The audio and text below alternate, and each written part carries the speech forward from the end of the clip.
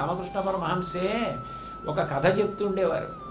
ఆ గురువుగా వచ్చి మెట్లెక్కించేవాడి మీద ముందు నమ్మకం లేకపోతే ఎక్కడం కుదరదన్నదానికి. వెనకటికి ఒక కొండ శిఖరం మీద ఒక బ్రాహ్మణుడు ఉండేవాడు పాకేసుకుని. ఒక ఆవిడ రోజు ఆవు పాలు పట్టుకెళ్ళి ఇస్తుండేది. ఆయన ఇంత ఆలస్యంగా వస్తాయేమిటి, పాలు పట్టుకుని తొందరగా రావాలి కదా అంటుండేవాడు. అయ్యా నేను ఏం చేయనండి, అవతల పక్కన పడవ సిద్ధంగా ఉండాలి కదా, ఆ పడవ దొరికితే కదా నేను దాటి గంగ వచ్చి మీకు పాలు ఇవ్వడం. ఆ పడవవాడు ఒక్కొక్కసారి ఆలస్యం చేస్తుంటాడని ఆయన రోజుని విసుక్కుని అన్నాడు, భగవంతుడి నామం పట్టుకున్నవాడు భవసాగరాన్ని దాటుతున్నాడు, ఈ గంగ దాటి రావడానికి నీకు పడవ కావలసి వచ్చిందా అని వెళ్ళిపోయాడు. ఆవిడేం చేసింది, ఆయన అన్నారు భగవన్నామం పట్టుకున్నవాడు భవసాగరాన్ని దాటుతున్నాడని ఆవిడ పాలు పట్టుకుని ఆ నమ్మకంతో రామ రామ రామ రామ అంటూ గంగ మీద నడుచుకుంటూ వచ్చి పాలిచ్చి వెళ్ళిపోయింది. ఇలా రోజు వచ్చేస్తోంది. కొన్నాళ్ళు పోయాక ఆయనకు అనుమానం వచ్చింది, రోజు ఇంత తెల్లవారు కట్టే వచ్చేస్తున్నావు, ఎలా వస్తున్నావు అన్నాడు. మీరు చెప్పారు కదా భగవన్నామం పట్టుకుంటే భవసాగరం దాటారని, భగవన్నామం పట్టుకుని నడిచి వస్తున్నాను. నిజమా అన్నాడు. నిజమా ఏమిటి, నిజమే, ఏది చూస్తానన్నాడు.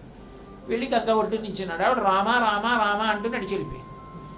ఈయన ఏం చేశాడు, రామ రామ అంటూ పంచ పైకెత్తి పట్టుకున్నాడు.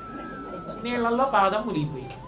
ఆవిడ వెడుతున్నది వెనక్కి తిరిగి చూసింది, నాకంత చెప్పారే, నీళ్ల మీద నడిపించి దాటించగలిగిన వాడు పంచే తలవకుండా చూడలేడా, ఎత్తి పట్టుకున్నారు అందుకే ములిగారు.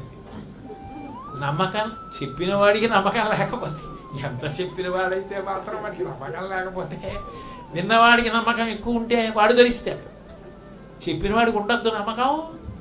కాబట్టి అసలు గురువు అంటే గురి, ఆ విశ్వాసం ఉండద్దు.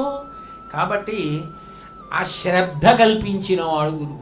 శ్రద్ధావాన్ లభతే జ్ఞానం తత్పర సంయతీంద్రియ, జ్ఞానం లబ్ధ్వా పరాం శాంతిం అచిరేణాధిగచ్చతి, శాస్త్రస్య గురువాక్యస్య సత్యబుద్ధ్యావధారణ సా శ్రద్ధ కవితా సిద్భి యయా వస్తూపలభ్యతే అంటారు శంకర్లు.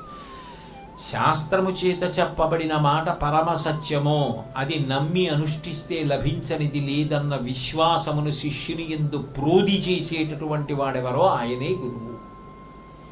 ముందు అది కల్పిస్తాడు. కాబట్టి ఆ శ్రద్ధతో అనుష్ఠానం చేస్తే దాని వలన నాకు ఏ పుణ్యమొద్దు ఏ పాపమొద్దు అంటే చిత్తశుద్ధి జ్ఞానము, తర్వాత అచిరేణాధిగచ్చతి, ఆ శాంతి పరమశాంతి అది లభిస్తుంది.